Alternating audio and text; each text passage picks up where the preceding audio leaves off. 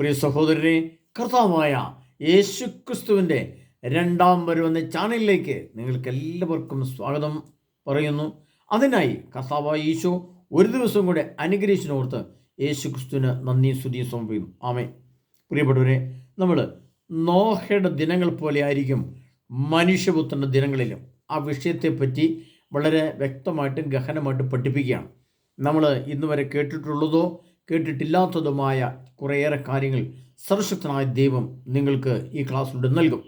കാരണം ഇത് നമ്മൾ പഠിച്ചില്ല എങ്കിൽ വലിയ ദുരന്തങ്ങൾ നമ്മുടെ മുമ്പിലേക്ക് വന്നു നിൽക്കുമ്പോൾ ഇനി എന്ത് ചെയ്യും എന്നുള്ളൊരു വെപ്രാളം, ഇനി എന്താണ് നമ്മൾ ചെയ്യേണ്ടതെന്നുള്ള ഒരു വലിയ സംശയം. അപ്പോൾ ആ സംശയം വരുന്ന സമയത്ത് നമുക്കൊന്ന് ഫോൺ വിളിച്ച് എന്നാൽ അച്ഛനോടും ചോദിച്ചേക്കാം, അല്ലെ സുഹൃത്തിനോടും ചോദിച്ചേക്കാം, അല്ലെ നമ്മുടെ പോലീസ് സ്റ്റേഷനിലും ചോദിച്ചേക്കാം എന്നൊക്കെ വിചാരിച്ച് നമ്മൾ എങ്ങോട്ടും ഫോൺ വിളിച്ചാൽ എന്ത് സംഭവിക്കും? ഫോൺ ഉണ്ടാവുകയില്ല, അതിൻ്റെ കണക്ഷൻസുകൾ, അതിൻ്റെ സംവിധാനങ്ങൾ ഉണ്ടാവുകയില്ല. അങ്ങനെ വരുമ്പോൾ പിന്നെ ഇനി നമ്മൾ എന്ത് ചെയ്യും? യുദ്ധം അതിൻ്റെ വഴിക്ക് വരുന്നു, ഭക്ഷണ സാധനങ്ങൾ നഷ്ടപ്പെട്ടിരിക്കുന്നു, വാഹന ഗതാഗതങ്ങൾ കാണുന്നില്ല, എങ്ങും അനിശ്ചിതത്വം എല്ലാം ആകെ. നമ്മുടെ ഒരു കൊറോണയുടെ ഏകദേശം ഒരു മോഡൽ ഒന്ന് ചിന്തിച്ചു നോക്കി. പെട്ടെന്ന് മനുഷ്യരെല്ലാവരും വളരെ വെപ്രാളപ്പെടുകയാണ്. ഒരിക്കലും ഞങ്ങൾ ആ കൊറോണയുടെ കാലഘട്ടങ്ങളിൽ അതിൻ്റെ ആദ്യ തുടക്ക ദിവസങ്ങളിൽ ഞങ്ങളൊരു യാത്രയിലായിരുന്നു.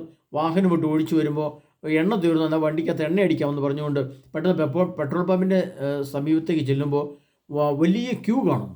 അപ്പോൾ എന്താണ് ഈ പ്രശ്നം എന്ന് ചോദിച്ചു കഴിഞ്ഞപ്പോൾ അവർ പറഞ്ഞു, പ്രിയപ്പെട്ടവരെ, ഈ നാളെ മുതൽ എണ്ണ നമുക്ക് ലഭിക്കുമെന്ന് തോന്നുന്നില്ല, അതുകൊണ്ട് എല്ലാവരും ഫുൾ ടാങ്ക് എണ്ണ അടിച്ചുകൊണ്ടിരിക്കുകയാണ്. എന്താണ് പ്രശ്നം?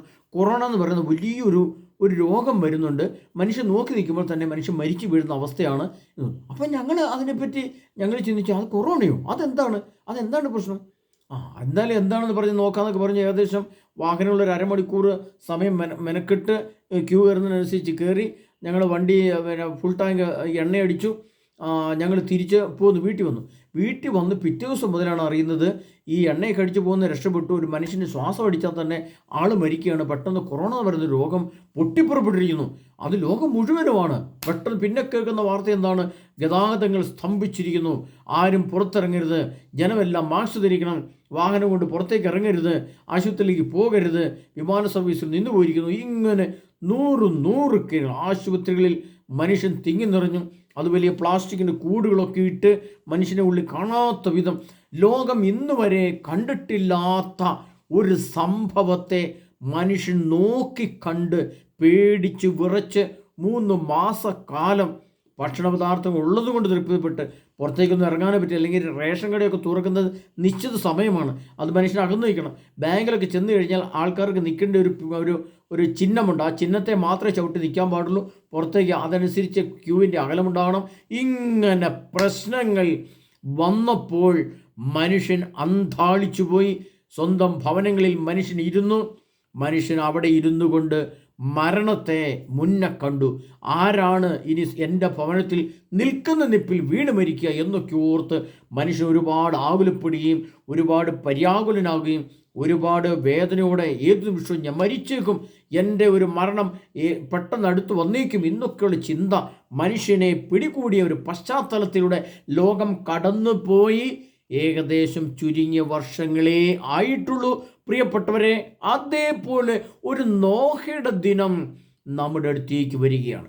അതോട് ചേർന്ന് വരുന്നതാണ് മനുഷ്യപുത്രൻ്റെ ദിനം. അതിന് തൊട്ട് മുമ്പ് സംഭവിക്കുന്നതാണ് സൊദോം ഗൊമോറ, ലോത്തിൻ്റെ നാൾ. ഇതിൻ്റെ പുറകെ വരുന്നുണ്ട് പ്രിയപ്പെട്ട. അതിൻ്റെ ലക്ഷണോടെ പറഞ്ഞുതരാം. അതായത് ആദ്യം നോഹയുടെ പെട്ടകത്തെക്കുറിച്ച് പറഞ്ഞിട്ടാട്ടെ. ലോത്തിൻ്റെ ദിനങ്ങൾ പോലെ ആയിരിക്കും മനുഷ്യ ദിവസങ്ങൾ പറയുന്നുണ്ട്. അതിൻ്റെ ക്ലാസ് അടുത്ത ദിവസം തരാം. പ്രിയപ്പെട്ടവരെ, ഈ നോഹയുടെ ദിനങ്ങൾ തീരട്ടെ. അപ്പോൾ എന്താണ് നോഹയുടെ ദിനങ്ങളുടെ പ്രത്യേകതകൾ? അത് നമ്മൾ ഓരോന്നോരായിട്ട് 3 പോയിന്റ് 4 പോയിന്റ് വെച്ച് പഠിച്ചു വരികയാണ്. 1-2 പോയിന്റ് അല്ല പ്രിയപ്പെട്ടവർ, അത് അനേകം പോയിന്റുകളുണ്ട്. അതിൽ ഏറ്റവും പ്രധാനപ്പെട്ടത് ഇനി നമ്മൾ പഠിക്കാൻ പോകുന്നത് 11ാമത്തെ പോയിന്റ് പഠിക്കുകയാണ്. പിതാവായ ദൈവമാണ് നോഹയുടെ കാലഘട്ടങ്ങളിൽ ഉണ്ടായിരുന്നത്.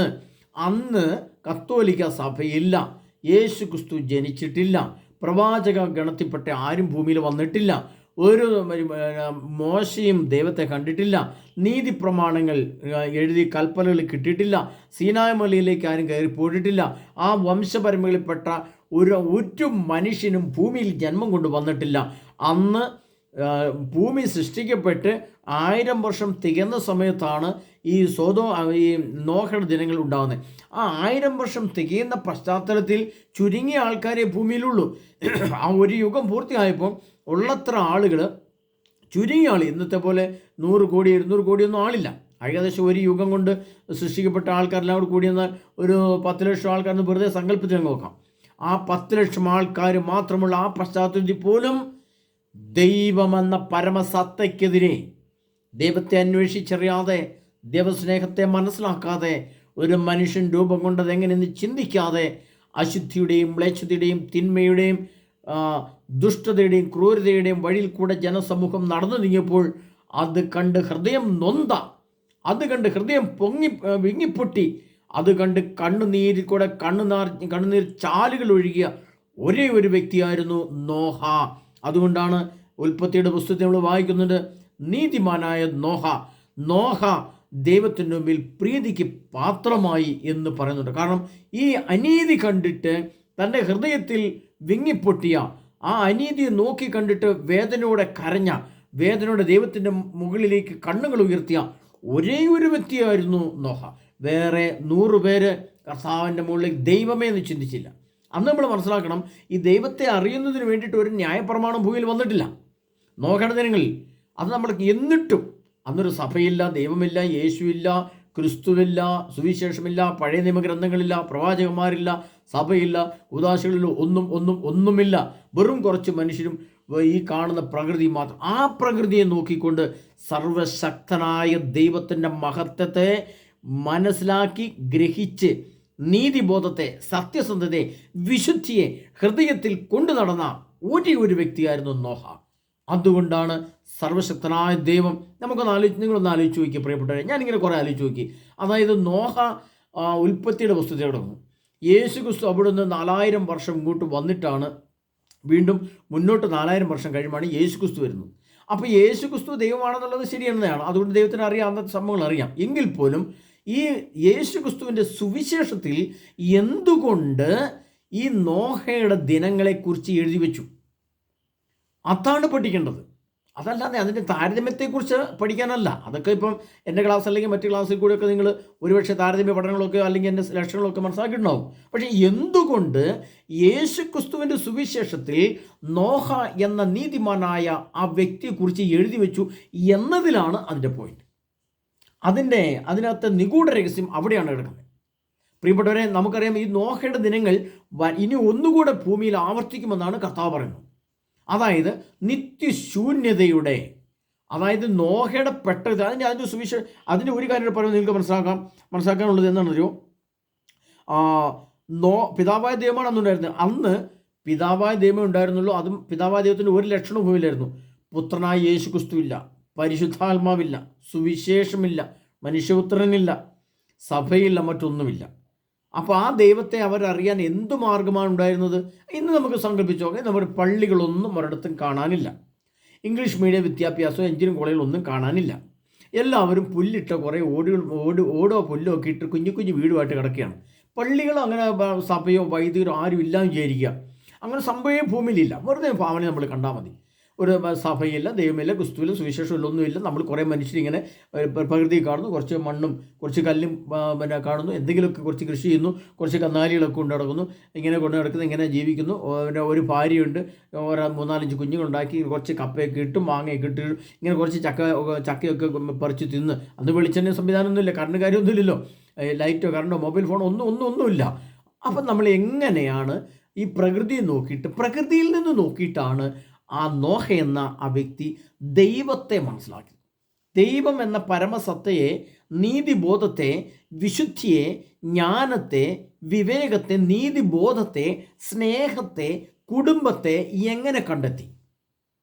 ഇന്ന് നമുക്ക് സഭയുണ്ട്, കൂദാശകളുണ്ട്, വിവാഹമുണ്ട്, ക്രിസ്തുവുണ്ട്, സുവിശേഷമുണ്ട്, പരിശുദ്ധാത്മാവുണ്ട്, ഇത് നടത്തിത്തരാൻ പള്ളികളുണ്ട്, കത്തോലിക്ക സഭയുണ്ട്, സഭയുടെ നിയമപ്രബോധനങ്ങളുണ്ട്, നിയമങ്ങളുണ്ട്, ഗവൺമെൻറ്റുകളുടെ നിയമങ്ങളുണ്ട്, പൊതുസമൂഹത്തിൻ്റെ കാഴ്ചപ്പാടുണ്ട്. അങ്ങനെ എന്തെല്ലാം സംവിധാനങ്ങളിലാണ് ഇന്നൊരു വിവാഹം നടക്കുന്നത്, അല്ലെങ്കിൽ ഇന്നൊരു ജനം ദൈവത്തെ തിരിച്ചറിയുന്നത്. അപ്പോൾ അന്ന് ഇതൊന്നുമില്ലാത്ത ഒരു ചുരുങ്ങിയ നിസ്സാരമായ ആ പശ്ചാത്തലത്തെ നോക്കി, പ്രകൃതിയെ നോക്കി, പ്രപഞ്ചത്തെ നോക്കി സർവശക്തനായ ദൈവം ഉണ്ട് എന്ന് വിശ്വസിക്കുകയും അതിനുവേണ്ടി നീതിബോധത്തെ, തൻ്റെ ശരീരത്തെ, ഇന്ദ്രിയങ്ങളെ തീരെഴുതി കൊടുത്ത് മാറ്റിവെച്ച ഒരു ഏക വ്യക്തിയായിരുന്നു നോഹ എന്നത്. അതുകൊണ്ടാണ് ഉൽപ്പത്തി പുസ്തകം പറയുന്നത്, നീതിമാനായ നോഹയിൽ അവൻ നീതിമാനാണെന്ന് കണ്ട് ദൈവം അവനിൽ പ്രസാദിച്ചു എന്നാണ് എഴുതി വെച്ചിരിക്കുന്നത്. അപ്പോൾ പ്രിയപ്പെട്ട 11-ാമത്തെ പോയിന്റ് വിളിക്കുമ്പോൾ അന്ന് പിതാവായ ദൈവമാണുള്ളത്. ആ ദൈവത്തെ കണ്ടെത്താൻ ഒരു മാർഗ്ഗമല്ല. മേലെ നേരം വെളുത്തു കഴിഞ്ഞാൽ ആകാശത്ത് സൂര്യനുണ്ട്, താഴെ ഭൂമിയുണ്ട്, ഒരു നദീ തീരത്ത് ചെന്ന് നിന്നാൽ കുറേ വെള്ളം കിടപ്പുണ്ട്, കുറച്ച് മരങ്ങൾ നിൽപ്പുണ്ട്. ഇതല്ലാതെ ദൈവത്തെ അറിയാൻ ഒരു മാർഗവുമില്ല. പക്ഷേ അപ്പോഴും അദ്ദേഹത്തിൻ്റെ ഹൃദയ സ്പന്ദനം അദ്ദേഹം ഇവിടെ തട്ടി പിടിച്ചു നോക്കുമ്പോൾ, എൻ്റെ ദൈവമേ എന്ന് വിചാരിച്ച് പ്രകൃതിയെ നോക്കിയപ്പോൾ ഇങ്ങനെ അറിയാതെ കൈവച്ച് കഴിഞ്ഞപ്പോൾ ചങ്കത്തിങ്ങനെ ടപ്പ് ടപ്പ് ടപ്പ് ടപ്പ് എന്നടിക്കുന്ന ആ ശബ്ദം അദ്ദേഹം കേട്ടു. അപ്പോൾ അദ്ദേഹത്തിന് തോന്നി, ഇതാ എൻ്റെ ഹൃദയത്തിൽ ഒരു ചലനം, ഒരു ശക്തി, എൻ്റെ ഹൃദയത്തിൽ എന്തോ ഒരു ശബ്ദം കേൾക്കുന്നു, എന്തോ ഒരു ചലനം നടക്കുന്നു. ആ ചലനം കൊണ്ടാണ് ഞാൻ ജീവിക്കുന്നതെന്ന് തിരിച്ചറിഞ്ഞ ആ വ്യക്തി, അത് ദൈവമാണ്, അതെൻ്റെ ഹൃദയത്തിൽ വസിക്കുന്ന ദൈവമാണ്. അതുകൊണ്ട് ഞാൻ മറ്റുള്ളവരുടെ സ്നേഹം കൊടുക്കണം, മറ്റുള്ളവരെ ബഹുമാനിക്കണം, മറ്റുള്ളവർക്ക് അംഗീകാരം കൊടുക്കണം, ഭാര്യയെ കാണണം, മക്കളെ മക്കളായി കാണണം, കുടുംബത്തെ കുടുംബമായിട്ട് കാണണം, അതിനകത്ത് അശുദ്ധിയെ മാറ്റി നിർത്തണം, വിശുദ്ധിയില്ലാത്ത സ്ഥലങ്ങളിൽ നമ്മൾ പോകരുത്, നോക്കരുത്, കാണരുത്, കേൾക്കരുത്, ചിന്തിക്കരുത് എന്നുള്ള ഒരു നീതിബോധത്തെക്കുറിച്ച് എങ്ങനെയായിരിക്കും അദ്ദേഹത്തിന് മനസ്സിലായി. പ്രിയ സഹോദരങ്ങളെ, ഞാനിത് പറയാൻ കാരണം എന്താണെന്ന് അറിയാമോ? ഇനിയും ഇതേപോലെ ഈ സഭയില്ലാതെ വരുമ്പോൾ, ഈ ദൈവികത ഇല്ലാതെ വരുമ്പോൾ, ഈ കുദാശകളില്ലാതെ വരും, ഈ സുവിശേഷമിൽ നിന്നു പോകും, ഈ മൊബൈൽ ഫോണുകൾ നിന്നു പോകും, ഈ കറണ്ടുകൾ നിന്നു പോകും, ഈ ഭക്ഷണ മാർക്കറ്റുകൾ നിന്നു പോകും, ഈ വാഹന ഗതാഗതങ്ങൾ നിന്നു പോകും, ഈ ഹോസ്പിറ്റൽ സംവിധാനങ്ങൾ നിന്നു പോകും, ഈ വിദേശ ജോലികളില്ലാതെ പോകും, ഈ ഭാഷാ പഠനങ്ങളിൽ നിന്നു പോകും. ഇതെല്ലാം മനുഷ്യപുത്രൻ്റെ നാളുകളിലും നോഹയുടെ ദിനങ്ങൾ പോലെ ആയിരിക്കുമെന്ന് പറയുമ്പോൾ, നോഹയുടെ പെട്ടകം എടുത്തുകൊണ്ടെന്ന് ഈ 2033 അല്ലെങ്കിൽ 2027 മുതൽ ഒരു പെട്ടകം കൊണ്ട് സഭയുടെ നടുക്ക് വെച്ചാൽ ആ പെട്ടകത്തിനുള്ളിൽ ആർക്ക് കയറാൻ യോഗ്യതയുണ്ടാവും? പണ്ടൊക്കെ ഞാൻ വിചാരിച്ചുകൊണ്ടിരുന്നത്, പ്രിയ സഹോദരങ്ങളെ, ഇതൊരു 5-8 കൊല്ലങ്ങൾക്ക് മുമ്പ് ദൈവിക വെളിപ്പെടുത്തലുകളുടെ ജ്ഞാനദർശനങ്ങൾ എനിക്ക് കിട്ടുന്നതിന് മുമ്പ് ഞാൻ വിചാരിച്ചുകൊണ്ടിരുന്നതും ഞാൻ ചില വൈദികരിൽ കേട്ടിട്ടുള്ളതും കത്തോലിക്ക സഭയാകുന്ന പെട്ടകം എന്നായിരുന്നു ഓർത്തുകൊണ്ടിരുന്നത്. പക്ഷേ ഇത് കുറച്ചുകൂടെ ഗഹനമായിട്ട് പഠിച്ച് പ്രാർത്ഥിച്ചു നോക്കുമ്പോഴാണ് എന്താ സംഭവിക്കുക? ആ സമയത്തും സഭയിൽ, അതുകൊണ്ടാണ് നോഹയുടെ ദിനങ്ങൾ പോലെ ആയിരിക്കും മനുഷ്യപുത്രൻ. അപ്പം മനുഷ്യപുത്രൻ ദിവസങ്ങളിൽ നോഹയുടെ പെട്ടകത്തിൽ എന്തെല്ലാം ഇല്ലായിരുന്നോ അന്ന് നമുക്കിപ്പോൾ വെറുതെ ചിന്തിക്കാം, ഒരു ടെലിവിഷൻ നോഹയുടെ പെട്ടകത്തിൽ അന്നുണ്ടായിരുന്നോ? വെറുതെ ഒരു കാറുണ്ടായിരുന്നോ? ഒരു മോട്ടോർ ബൈക്ക് ഉണ്ടായിരുന്നോ? നോഹയുടെ പെട്ടകത്തിൽ ഉണ്ടായിരുന്നു. അതില്ലായിരുന്നു നമുക്ക് വ്യക്തമായിട്ട് മനസ്സിലാകും, ബോധ്യമുണ്ടല്ലോ. ഇതിപ്പോൾ ഇതെല്ലാം കണ്ടുപിടിക്കാനായിട്ട് ഏകദേശം ഇപ്പം വിമാനവും കപ്പലും എല്ലാം കണ്ടുപിടിക്കാനായിട്ട് കൂടി വന്നാൽ ഒരു 100 വർഷം 150 വർഷം. AI റോബോട്ട് എന്ന് പറയുന്ന സാധനം കണ്ടുപിടിച്ചിട്ട് അത് സംസാരിച്ച് ഓടാൻ ചേർന്നിട്ട് 2-3 വർഷമായിട്ടുള്ളൂ. ഈ അടുത്ത കാലഘട്ടങ്ങളിലാണ് AI റോബോട്ടുകളൊക്കെ കണ്ടുപിടിക്കുന്നത്. അപ്പോൾ നോഹയുടെ ദിനങ്ങളിൽ ഇതൊന്നുമില്ലായിരുന്നു.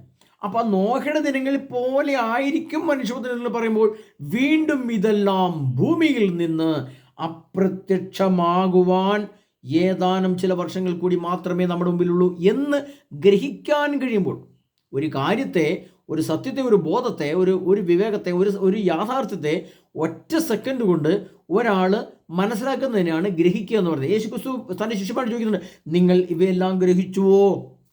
അപ്പോൾ അവർ സന്തോഷപ്പെടും, ഉപകർത്താവേ ഞങ്ങൾ ഗ്രഹിച്ചു. എന്തായാലും ഗ്രഹിച്ചു? അവരൊന്നും ഗ്രഹിച്ചിട്ടില്ലായിരുന്നു. പറയപ്പെട്ടെ നമ്മുടെയും ഗതി ഇത് തന്നെ. നമ്മൾ എന്താ ഗ്രഹിച്ചിട്ടുള്ളത്? ഇതൊക്കെ യാഥാർത്ഥ്യമാണ്. ഇതൊക്കെ ഒരു എൻ്റെ പൊന്നു ബ്രദറെ, നിങ്ങൾക്ക് വല്ലതും കൂടിയോ? ഇങ്ങനെ ഒരു സംഭവമൊന്നുമില്ല. ഞാൻ പലരോടും യേശുവിൻ്റെ ഭരണത്തെപ്പറ്റി സംസാരിക്കാറുണ്ട്. കേൾക്കുന്നവരെല്ലാം പറയുന്നതിന് പരമത്തിൽ അതൊക്കെ ഒരു സങ്കല്പമാണ്, അതൊക്കെ ഒരു ചിന്തയാണ്. നിങ്ങൾ ഭരിച്ചാൽ നിങ്ങളുടെ ലോകം തീർന്നു, അതോടെ നിങ്ങളുടെ വെടി തീർന്നു, അത്രേ ഉള്ളൂ. മറ്റൊരപ്പുറത്തേക്ക് ഒന്നുമില്ല പത്രേ. ഇങ്ങോട്ട് പറഞ്ഞു തരുവാണ്. പക്ഷെ എന്ത് ചെയ്യാൻ പറ്റും? അവരെ ബോധ്യപ്പെടുത്താൻ പറ്റുമോ? ഞാൻ ചോദിക്കട്ടെ, മുല്ലപ്പെരിയാർ അണക്കെട്ടൊന്ന് പൊട്ടിക്കഴിഞ്ഞാൽ പ്രിയപ്പെട്ടവർ, നമ്മുടെ കറണ്ട് എന്നേക്കുമായിട്ട് അപ്രത്യക്ഷം. കേരളത്തിലെ കറണ്ട് എങ്ങോട്ടാണ് പോയെന്ന് നോക്കണ്ട, പിന്നെ ഒരു കറണ്ട് പോലും നമുക്കുണ്ടാവില്ല, തകർന്ന് തരിപ്പണമായി പോകും. അപ്പോൾ കറണ്ടില്ലാത്തൊരു സാഹചര്യം നമ്മൾ വരുമ്പോൾ നമ്മൾ ഒരു 500 വർഷം മുമ്പ് ജീവിച്ച പോലെ കേരളം ജീവിക്കേണ്ടി വരും. പിന്നെ കറണ്ടൊക്കെ അവിടുത്തെ നിന്നൊക്കെ എടുത്തും പിടിച്ചൊക്കെ വരണേ, ഇതെല്ലാം ഈ സർക്യൂട്ടിലെ ശരിയാക്കി വരണേ. 2-5-6 ജില്ലയ്ക്ക് കേട് വരുന്ന രീതി അങ്ങ് പോയി കഴിഞ്ഞാൽ ട്രെയിൻ ഗതാഗതം എന്നേക്കോട്ടങ്ങ് നിന്ന് പോകും. അവിടുത്തെ കൊച്ചി തുറമുഖ കാര്യങ്ങൾ ആ പ്രദേശമൊന്നും ഉണ്ടാവില്ല. അപ്പോൾ അങ്ങനെ ജീവിക്കുന്ന ഒരു കാലം വരുമ്പോഴല്ലേ അത് സംഭവിച്ചത് മനസ്സിലാക്കാൻ പറ്റില്ല എന്നതുപോലെ ഇരിക്കും പ്രിയപ്പെട്ടവരെ. അങ്ങനെ സംഭവിക്കാതിരിക്കട്ടെ എന്ന് പ്രാർത്ഥിക്കുന്നു. സംഭവിച്ചാൽ ഇതെല്ലാം നിത്യശൂന്യതയിലേക്ക് പോകുമോ ഇല്ലയോ എന്ന് തീരുമാനിച്ചാൽ മതി. അതുപോലെ തന്നെ ആഗോള യുദ്ധവും അതിൻ്റെ പരിണിത ഫലവും അങ്ങനെ തന്നെ. അപ്പോൾ കഥ നമ്മൾ മനസ്സിലാക്കണം. അതുകൊണ്ട് നമുക്ക് ജ്ഞാനം വേണം. നമ്മുടെ സഭ ഇല്ലാതെയായാലും, അതായത് 11ാമത്തെ പോയിന്റ് എടുത്ത് വായിക്കുമ്പോൾ, അന്ന് പിതാവായ ദൈവത്തെ പ്രപഞ്ചത്തിൽ നിന്നും മനുഷ്യ വ്യക്തിയിൽ നിന്നും ജീവജാലങ്ങളിൽ നിന്നും ഇതിൻ്റെ പിന്നിൽ ഒരു സർവസൃഷ്ടാവായ സർവമഹത്വം നിറഞ്ഞ ഒരു ജീവനുള്ള ദൈവമുണ്ട് എന്ന് വിശ്വസിക്കാൻ നോഹ എന്ന വ്യക്തിയുടെ വിശുദ്ധിയുടെ തലങ്ങളിലാണ് അത് കഴിഞ്ഞത്.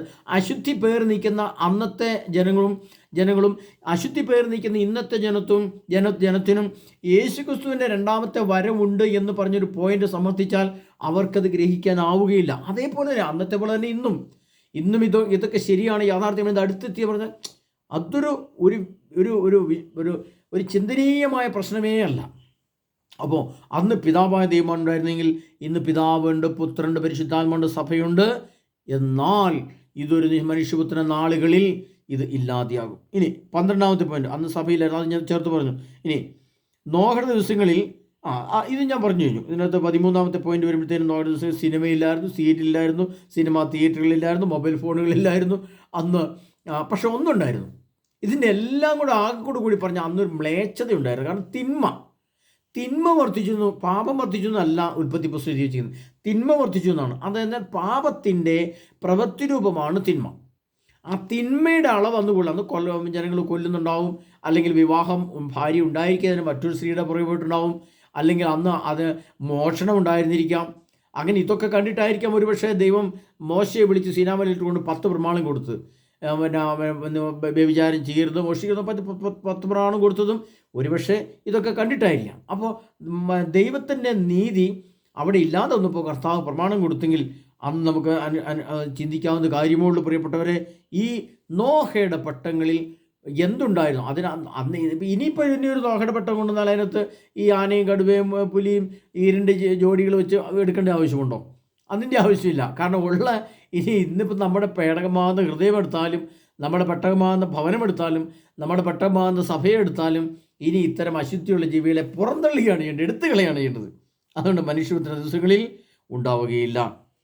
പിന്നെ 14ാമത്തെ പോയിന്റ് എടുത്ത് ഇതിനകത്ത് 11, 12, 13 പോയിന്റിൽ 14ാമത്തെ പോയിന്റ് പറയുമ്പോൾ നോഹയുടെ പെട്ടകത്തിൻ്റെ ഉള്ളിലത്തെ ഒരവസ്ഥയെപ്പറ്റി നമ്മളൊന്ന് ഒരു അല്പം ഭാവനയെ കാണുന്നതാണ്. നോഹയുടെ അതാണ് വിശുദ്ധിയുടെ തലങ്ങളായിരുന്നു. ആ വിശുദ്ധിയുടെ തലങ്ങളെന്ന് പറയുമ്പോൾ അതിനകത്ത് ഏറ്റവും ഞാൻ മനസ്സിലാക്കുന്നത്, എൻ്റെ മനസ്സിൽ തോന്നിയത് ഇങ്ങനെയാണ്. അതായത് നോഹ എന്ന പിതാവായ ദൈവം, നോഹ എന്ന പിതാവ്, അപ്പൻ, ആ അപ്പൻ്റെ ഭാര്യ, അവർക്ക് മക്കൾ, ഒരു 5 ആൺമക്കൾ ഉണ്ടായിരുന്നു വിചാരിക്കുക, 5 ആൺമക്കൾ, ഒരു 5 പെൺമക്കളും ഉണ്ടായിരുന്നു വിചാരിക്കുക. അപ്പോൾ ഈ 5 ആൺമക്കളും 5 പെൺമക്കളും നടന്ന 10 അംഗം. ആ 10 അംഗങ്ങൾ ആ ആൺമക്കളുടെ ഭാര്യയും ആ പെൺമക്കളുടെ ഭർത്താക്കന്മാരും ഉണ്ടെന്ന് വിചാരിക്കുക. അപ്പോൾ ഇത്ര ആളുകൾ ഒരുമിച്ചൊരു വീട്ടിൽ ജീവിക്കുകയാണ്. ആ ഒരുമിച്ചൊരു വീട്ടിൽ ജീവിക്കുമ്പോൾ അവർക്കൊരു 2 പിള്ളേരുണ്ടെന്ന് നിങ്ങൾ മനസ്സിൽ സങ്കല്പിക്കുക. അപ്പോൾ എത്രയായി? ഒരു 10, 25, 30 അംഗങ്ങൾ മൊത്തമുണ്ട്. അപ്പോൾ അവരുടെ ബന്ധുക്കൾ അടങ്ങുന്ന കുടുംബം എല്ലാം കൂടെ കൂടിയിട്ട് ഒരു 30 അംഗങ്ങളാണ് ഉള്ളതെങ്കിൽ ആ കുടുംബത്തിൽ ഈ ഒരു ദൈവത്തിൻ്റെ മുമ്പിൽ നീതി ലഭിക്കത്തക്ക രീതിയിൽ വിശുദ്ധിയും സ്നേഹവും ബഹുമാനവും അംഗീകാരവും ആദരവും നീതിബോധവും ധാർമ്മിക മൂല്യവും ഭാര്യയായി, അനുജനായി, അപ്പനായി, അമ്മായിപ്പനായി, അമ്മായിമ്മയായി. പക്ഷേ എങ്ങനെ?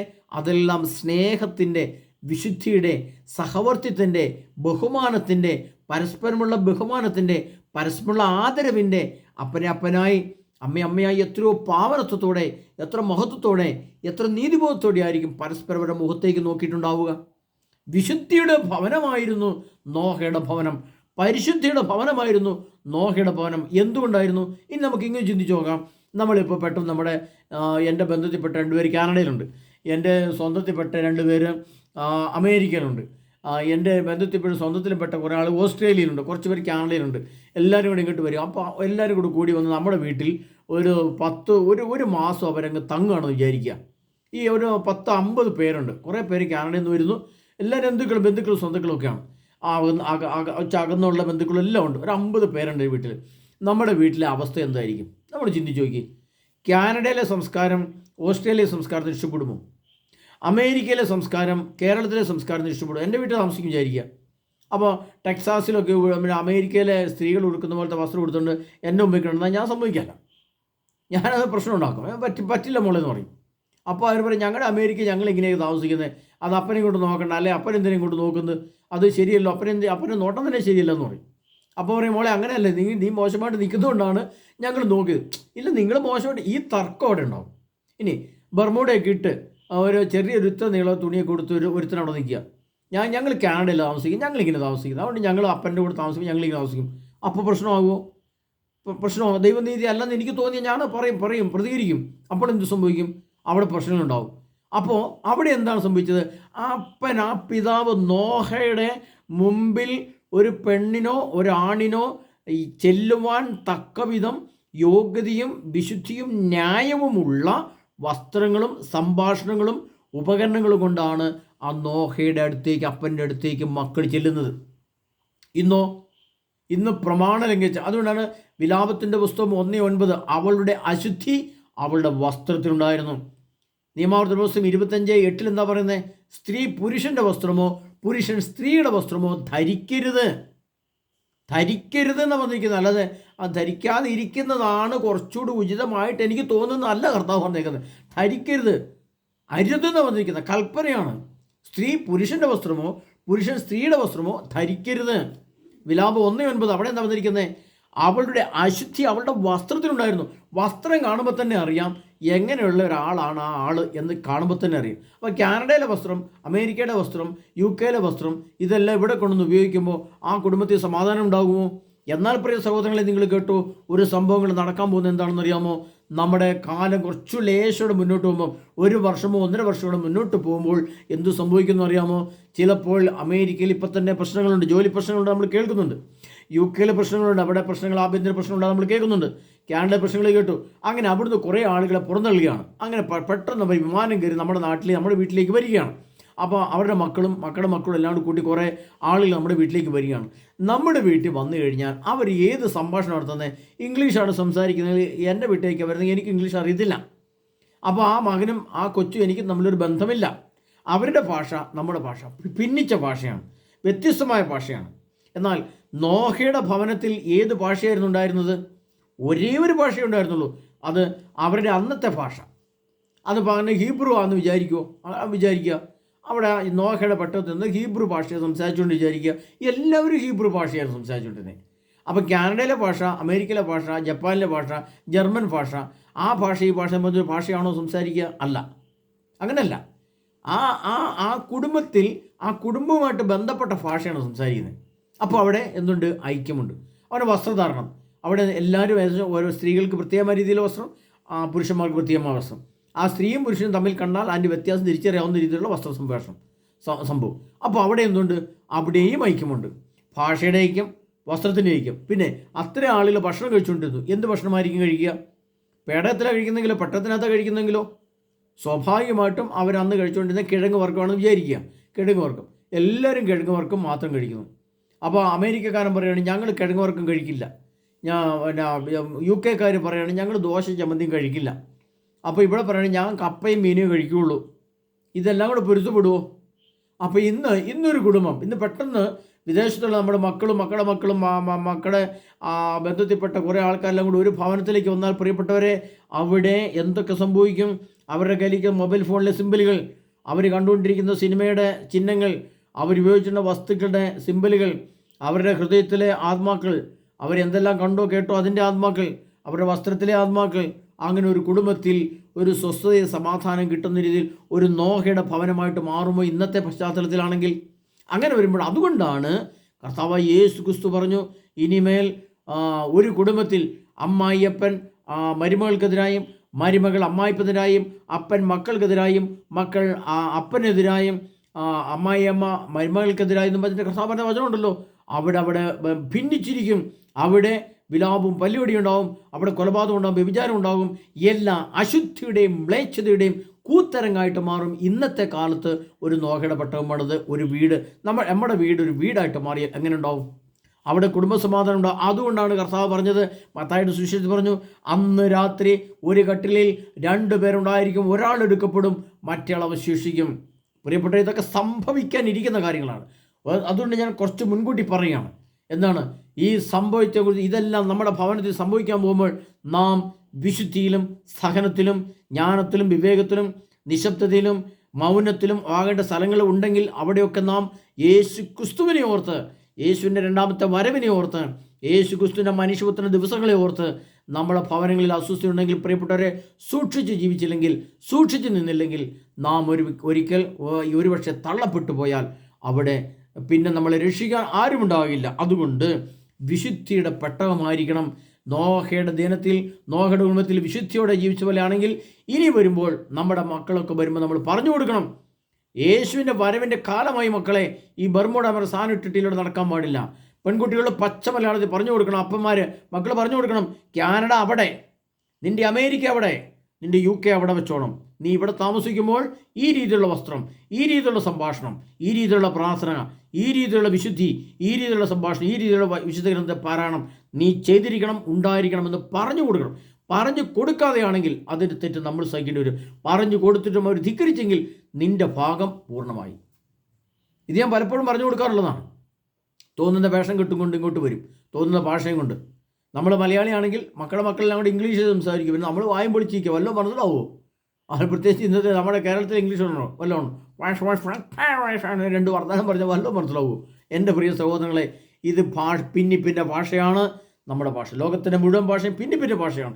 എപ്പോഴും നോക്കിയാലും പരിശുദ്ധാത്മാവിൻ്റെ ഭാഷയല്ല ഉള്ളത്, ഭിന്നിപ്പിൻ്റെ ഭാഷയാണ്. അതിലെ പ്രിയ സഹോദരങ്ങളെ, 11, 12, 13 പിതാവായ ദൈവമാണ് അന്നുണ്ടായിരുന്നത്. അന്ന് സഭയില്ലായിരുന്നു. നോഹയുടെ ദിവസങ്ങളിൽ മൊബൈൽ ഫോൺ പെട്ടകത്തിലില്ലായിരുന്നു. നോഹയുടെ പെട്ടകം വിശുദ്ധിയുടെ പെട്ടകമായിരുന്നു. നോഹയുടെ ജനം, അന്നത്തെ സഭ, ഇന്ന് സഭ വിട്ട് സഭ നമ്മുടെ അതിൻ്റെ ഏതൊരു വചനങ്ങൾ നമ്മൾ ചെയ്യുന്നത്, അന്ന് പിതാവുദ്ധൻ പരിശുദ്ധാത്മാവ് ഇല്ലായിരുന്നു. മനുഷ്യ ദിവസങ്ങളിലും സഭയില്ല. ഇന്ന് മനുഷ്യൻ്റെ ദിവസങ്ങളിലും മനുഷ്യപുത്രൻ്റെ ദിവസങ്ങളിലും അതുണ്ടാവുകയില്ല. എൻ്റെ വീട് പെട്ടകമാക്കി മാറ്റണം.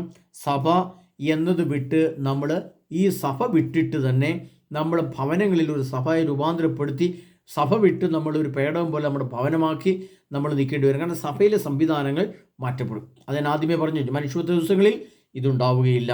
അപ്പോൾ നമ്മൾ ഏകദേശം 15 പോയിന്റുകൾ പഠിച്ചു കഴിഞ്ഞു. നോഹയുടെ പെട്ടകത്തെ സംബന്ധിച്ച് അന്ന് നോഹയുടെ ദിനങ്ങൾ പോലെ ആയിരിക്കും മനുഷ്യപുത്രൻ്റെ ദിവസങ്ങളിലും. നോഹ പെട്ടകത്തിൽ പ്രവേശിച്ച് കഴിഞ്ഞ് 7 ദിവസങ്ങൾ കഴിഞ്ഞപ്പോൾ മഴ പെയ്യാൻ തുടങ്ങി. 40 ദിവസം മഴ പെയ്തു. ആ ഭൂമിയുടെ അഗാധങ്ങളെ ഉറവകൾ പൊട്ടി ഒഴുകി. 150 ദിവസം വെള്ളപ്പൊക്കം നീണ്ടു നിന്നു. ഇതെല്ലാം ഉൽപ്പത്തിയുടെ പുസ്തകത്തിൽ നമ്മൾ വായിക്കുന്നുണ്ടെങ്കിൽ ഇനി വരാൻ പോകുന്നത് 7 വർഷം കഴിയുമ്പോൾ ആണവ യുദ്ധമുണ്ടാകുമെന്നും ഭൂമിയുടെ അഗാധങ്ങളിലെ ലാവ പൊട്ടി ഒഴുകി പുറത്തേക്ക് ഒഴുകുമ്പോൾ 2000 ഡിഗ്രി സെൻറ്റിഗ്രേഡ് ചൂടുള്ള ഭൂമിയുടെ ലാവ പുറത്തു വരുമെന്നും അതിൻ്റെ കൂടെ 1 കോടി ഡിഗ്രി സെൻറ്റിഗ്രേഡുള്ള ആണവ സ്ഫോടനത്തിൻ്റെ അഗ്നിസ്ഫുല്ലിംഗങ്ങൾ കൂടിച്ചേരുമ്പോൾ 1 കോടി ഡിഗ്രി സെൻറ്റിഗ്രേഡ് ചൂട് ഭൂമിയിൽ ഉണ്ടാകുമെന്നും ഇങ്ങനെയുള്ള തിരിച്ചറിവിലേക്ക് നമ്മൾ വന്നില്ല എങ്കിൽ അത് നമ്മുടെ മുമ്പിലേക്ക് വന്നു കഴിയുമ്പോൾ പിന്നെ അന്താളിച്ചു, ഭ്രമിച്ചു, ഓടി തളർന്ന് വീണു ഒരു കാര്യമുണ്ടാവില്ല. പ്രിയപ്പെട്ടവരെ, നമ്മുടെ ജ്ഞാനം ആ രീതിയിൽ രൂപാന്തരപ്പെടുത്തിയെടുക്കണം. ഹല്ലേലൂയ. ഈ രീതിയിൽ നമ്മുടെ ജ്ഞാനത്തെ ഇപ്പോൾ ക്രമീകരിച്ചോണം. കാരണം ഇതുപോലെ ചിലപ്പോൾ മറ്റൊരാൾക്ക് പറഞ്ഞു തരാൻ കഴിഞ്ഞെന്ന് വരികയില്ല, അല്ലെങ്കിൽ മറ്റൊരാൾ പറഞ്ഞു തരാൻ ഉണ്ടായെന്ന് വരികയില്ല. അതിനാൽ പ്രിയ സഹോദരങ്ങളെ, നമ്മൾ അന്താളിച്ച് നിൽക്കുന്ന അവസ്ഥയുണ്ടാകും. പക്ഷേ അന്താളിക്കുകയല്ല വേണ്ടേ. അവിടെ യേശുവേ സ്തോത്രം, യേശുവേ ഞങ്ങളുടെ കരങ്ങൾ അങ്ങയുടെ കരങ്ങളിൽ ഞങ്ങൾ പിടിക്കുന്നു, ഞങ്ങൾക്ക് സംരക്ഷണമായി ഞങ്ങളുടെ മുമ്പിൽ ഉണ്ടാകണമേ. അങ്ങയുടെ വചനമായി ഞങ്ങളുടെ ഹൃദയത്തിൽ വിശുദ്ധി കൊണ്ട് നിറയ്ക്കണമേ. അങ്ങയുടെ തിരുവചനം ഞങ്ങൾക്ക് രക്ഷ കവചമാക്കി മാറണമേ. അങ്ങയുടെ പരിശുദ്ധാത്മാവിനെ ഞങ്ങളുടെ ഹൃദയത്തിൽ നിറയ്ക്കണമേ. അങ്ങയുടെ ആത്മാവിൻ്റെ ജ്ഞാനവും സഹനവും സന്തോഷം ഞങ്ങൾ തരണമേ. ഞങ്ങൾ നീതിബോധം നിറയ്ക്കണമേ. ഞങ്ങളുടെ സഹനങ്ങളെ അവിടെ നിന്ന് ഏറ്റെടുക്കണമേ. ഞങ്ങളിൽ അങ്ങയുടെ അത്ഭുതങ്ങളും അടയാളം പ്രവർത്തിക്കണമേ. അങ്ങയുടെ പരിശുദ്ധമായ ശക്തികൾ നിറയ്ക്കണമേ. അങ്ങയുടെ ജ്ഞാനത്തിൻ്റെ അഭിഷേകങ്ങൾ നിറയ്ക്കണമേ എന്ന് പറഞ്ഞുകൊണ്ട് പ്രാർത്ഥനാപൂർവ്വം നിരന്തര പ്രാർത്ഥന സ്വർഗീയ മഹത്വത്തിലേക്ക് പ്രവേശിക്കണമെങ്കിൽ നമ്മൾ അത്യധ്വാനം ചെയ്യണം. പ്രിയപ്പെട്ട ഒരു പോയിന്റ് കൂടെ പറഞ്ഞാൽ ഈ ക്ലാസ് അവസാനിപ്പിക്കുകയാണ്. എന്താണ് ഈ നോഹ ഈ പെട്ടകം പണിയാൻ 40 ദിവസം എടുത്തു എന്നാണ് പറയുക. ഏകദേശം നമുക്കൊരു 40 ദിവസം കഴിഞ്ഞപ്പോൾ ഇപ്പോൾ 40 ദിവസം 10 മാസവും അല്ല 30 ദിവസവും 10 ദിവസമാണ്. അപ്പോൾ ഒരു മാസം കഴിഞ്ഞ് 10 ദിവസം, 40 ദിവസം ഇത്രയും വലിയൊരു പെട്ടകം പണിയാൻ ആ മനുഷ്യൻ എത്രമാത്രം അത്യധ്വാനം നടത്തിയിട്ടുണ്ടാവും, എന്തുമാത്രം കഠിനാധ്വാനം ആ മനുഷ്യൻ ചെയ്തിട്ടുണ്ടാവും. ഗോപേർ മേതകം മരം പോയിട്ട് അത് മുറിക്കണം. അന്ന് ഒരുപക്ഷെ വാളുണ്ടാവുകയില്ല, ഇന്നത്തെ സംവിധാനം ഇല്ല, വെട്ടിയായിരിക്കും മുറിക്കുക. കോടാലിയൊക്കെ കാണും, മുറിച്ചു. അത് തന്നെ നീളം നോക്കി മുറിക്കണം, അത് കീറിയെടുക്കണം. അതെങ്ങനെ കീറും, അത് മിനിക്കണം, ഇതിൻ്റെ ആകൃതി ഉണ്ടാക്കണം, വെള്ളത്തിന് മേലെ പൊങ്ങി കിടക്കണം, 3 തട്ടായിട്ടുണ്ടാക്കണം, അത് പൊതിയണം, അത് കീല് തേക്കണം. എത്രയോ ദിവസങ്ങൾ അതിൻ്റെ കട ശരിയാകണം, അല്ലെങ്കിൽ വെള്ളം ഉള്ളിൽ കയറും. അപ്പോൾ അത്രയും ജോയിൻറ്റ് ശരിയാകണം. ജോയിൻറ്റ് വരുന്ന ഭാഗത്ത് വിടവുകളുണ്ടെങ്കിൽ അവർ കീല് തേച്ച് ശരിയാക്കണം. 3 തട്ടുണ്ടാക്കണം, കിളിവാതം ഉണ്ടാക്കണം. എന്തുമാത്രം എത്രയോ അത്യധ്വാനം, കഠിനാധ്വാനം ചെയ്തിട്ടാണ് നോഹ എന്ന വ്യക്തി പെട്ടകമുണ്ടാക്കി ഈ മരണത്തിൽ നിന്ന് രക്ഷപ്പെട്ടതെങ്കിൽ, പ്രിയ സഹോദരങ്ങളെ, ഇനി നമ്മൾ ചിന്തിക്കണം. ആണവ ബോംബിൻ്റെ സ്ഫോടനമാണ് അതിൻ്റെ റിഫ്ലക്ഷൻ. നമ്മുടെ കണ്ണുകൾ നോക്കുന്ന മാത്രം നമ്മുടെ കണ്ണുകൾ അന്ധമായി പോകുന്ന അറ്റോമിക് റിഫ്ലക്ഷനുകളാണ് ഉണ്ടാകുന്നതെങ്കിൽ നാം എത്രമാത്രം കരുതലും ശ്രദ്ധയുമുള്ളവരാണ്. അങ്ങനെ വരുമ്പോൾ ആ പ്രശ്നങ്ങളിൽ നിന്ന് രക്ഷപ്പെടുന്നതിന് വേണ്ടി നമുക്ക് കർത്താവ് എത്രമാത്രം സുരക്ഷിതത്വം ആയിരിക്കണം. നമ്മൾ അതിനുവേണ്ടി നമ്മൾ ഇപ്പോഴെത്രമാത്രം നമ്മൾ അധ്വാനിക്കണം. നോഹ എത്ര കഠിനാധ്വാനം ചെയ്ത് ആ പേടമുണ്ടാക്കിയെങ്കിൽ നമ്മളാകുന്ന നമ്മുടെ ഭവനമോ നമ്മുടെ ശരീരമോ നമ്മൾ എത്രയോ അത്യധ്വാനത്തിലൂടെ കഠിനാധ്വാനത്തിലൂടെ വേണം നിത്യജീവനിലേക്ക് പ്രവേശിക്കാൻ. അല്ലാതെ പെട്ടെന്ന് അങ്ങോട്ട് കയറിപ്പോകാവുന്നൊരു സ്ഥലമാണ് ഈ നിത്യജീവൻ്റെ സ്ഥലം, സ്വർഗീയ മഹത്വം എന്ന് ആരും ചിന്തിക്കരുത്. കാരണം ആ സ്വർഗീയ മഹത്വത്തിന്, ആ നിത്യജീവൻ്റെ സ്ഥലത്തിന് അത്രമാത്രം മഹത്വവും ശ്രേഷ്ഠതയും വൈശിഷ്ട്യവും നിത്യതയുടെ തീരമാണത്. അതൊരു വലിയ ആത്മീയ നിർവൃതിയുടെ സ്ഥലമാണ് പ്രിയപ്പെട്ടവരെ.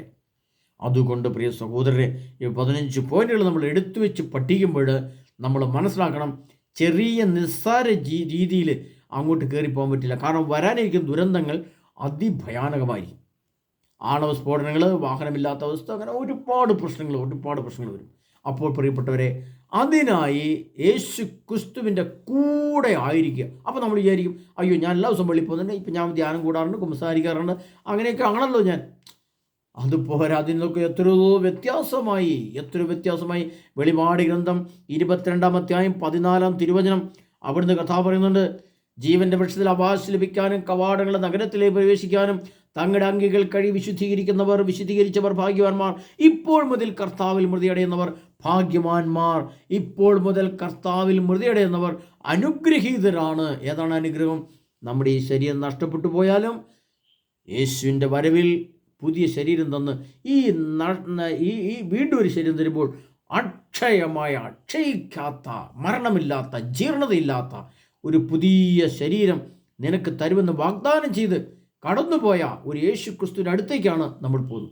കൂട്ടിക്കൊണ്ടുപോകാൻ ഇങ്ങോട്ട് ഇറങ്ങി വരും, നമ്മൾ കയറി ഇങ്ങ് പോയാൽ മതി. അതിന് പരിശുദ്ധി.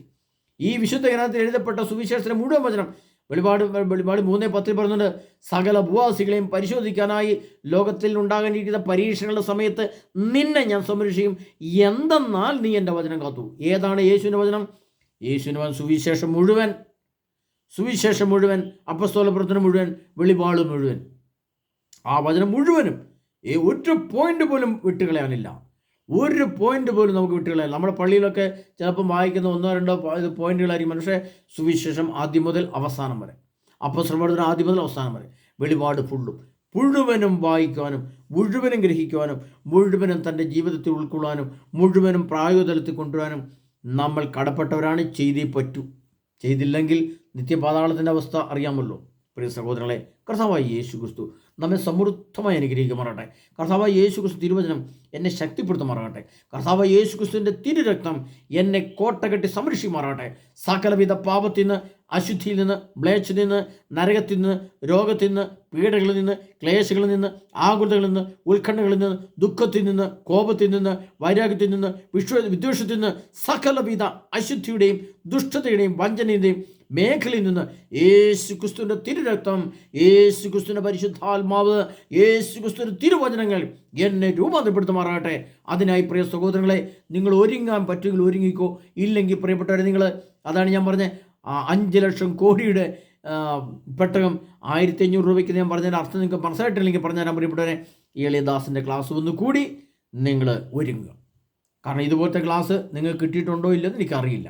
അപ്പോൾ അതുകൊണ്ട് ഒരുങ്ങാൻ താല്പര്യമുള്ളവർക്ക് ഒരു നിർബന്ധമില്ല. ആരും ഒരുങ്ങണമെന്ന് എനിക്കൊരു നിർബന്ധം. എനിക്കൊരുങ്ങണമെങ്കിൽ എനിക്ക് പോകണമെങ്കിൽ യേശുവിൻ്റെ കൂടെ ഞാൻ പോവും. നിങ്ങൾക്ക് താല്പര്യമുണ്ടെങ്കിൽ വന്നാൽ നിങ്ങൾക്ക് ഈ ക്ലാസ്സുകളൊക്കെ ലൈവായിട്ട് കിട്ടും. ഇതിനകത്തൂടെ പറയാൻ പറ്റാത്ത അനേകം ക്ലാസ്സുകളും കൂടെ ഇതിൻ്റെ കൂടെയുണ്ട്.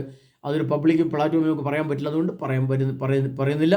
അതൊക്കെ കൂടെ കൂട്ടിച്ചേർത്ത് നിങ്ങൾക്ക് വലിയ ക്ലാസ്സുകൾ, പ്രിയപ്പെട്ടവരെ, സർവശക്തനായ ദൈവം അനുഗ്രഹിച്ചാൽ നിങ്ങൾക്ക് 1500 രൂപ പോലും മുടക്കാതെ നിങ്ങളുടെ വണ്ടിക്കൂലി മാത്രം മുടക്കിക്കൊണ്ട് ഇങ്ങോട്ട് വന്നിട്ട് നിങ്ങൾക്ക് എൻ്റെ ഈ എളിയദാസിൻ്റെ ക്ലാസ് കൂടി തിരിച്ചു പോകാനുള്ള അവസരം കർത്താവ് ഒരുക്കിത്തരും.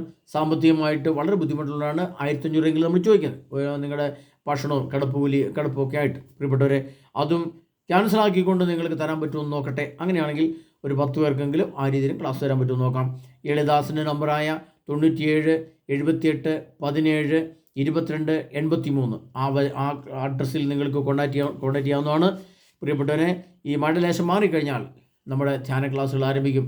97 78 17 22 83 ആ നമ്പറിൽ നിങ്ങൾക്ക് വിളിച്ച് ബുക്ക് ചെയ്താൽ വിശുദ്ധ ഗ്രന്ഥത്തിലെ A-Z കാര്യങ്ങൾ, ഉൽപ്പത്തി മുതൽ വെളിപാട് ഗ്രന്ഥത്തിലെ യേശുക്രിസ്തുവിൻ്റെ വരവ്, യുഗം അവസാനിച്ച് യേശുവിൻ്റെ വരവിൻ്റെ കാലം മുതൽ നിത്യജീവനിലേക്ക് പ്രവേശിക്കുന്നു. സ്വർഗം എവിടെയാണ്, അതെങ്ങനെയാണ്, അതിൻ്റെ നീളം വീതി, അതിനകത്തെ ഘടന എങ്ങനെയാണ്, അതിനകത്തെ സുഗന്ധം എന്താണ്, അതിനകത്തെ മനുഷ്യ ശരീരത്തിൻ്റെ അവസ്ഥ എന്താണ് തുടങ്ങിയ എല്ലാവിധ കാര്യങ്ങളും സ്വർഗത്തെ സംബന്ധിക്കുന്ന പരിപൂർണമായ ക്ലാസ്സുകൾ നിങ്ങൾക്ക് ലഭിക്കുന്നതായിരിക്കും. ഹല്ലേലൂയ, സ്തുതിക്കുന്നു. ആമേൻ.